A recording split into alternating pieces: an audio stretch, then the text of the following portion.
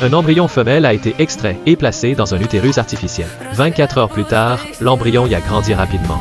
Une petite fille est née avec succès. La mère robot a nettoyé son liquide amniotique. Puis elle a bercé le bébé et l'a endormi.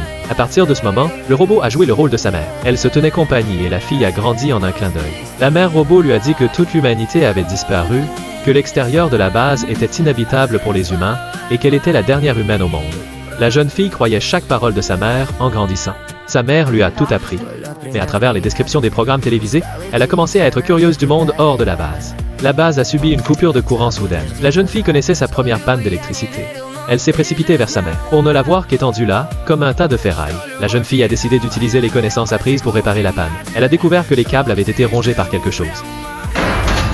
Terrifiée, elle trouva tout de même le courage de regarder sous la table. Elle prit vite un bocal et de la nourriture, puis confectionna un piège. La jeune fille en profita pour réparer l'épice. Puis elle attendit que, la proie morde à l'hameçon, une petite souris fut capturée par la jeune fille. C'était la première créature vivante qu'elle voyait hormis elle-même.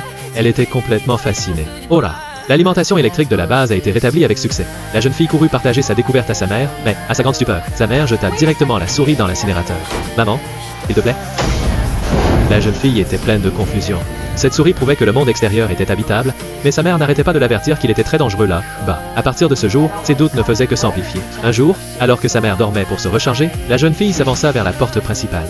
Elle a mis une combinaison de protection, prête à sortir pour découvrir la vérité. Au moment où elle allait sortir, des coups frénétiques retentirent soudainement de l'autre côté de la porte. La jeune fille insistait pour savoir ce qu'il se passait dehors. Une femme blessée lui répondit.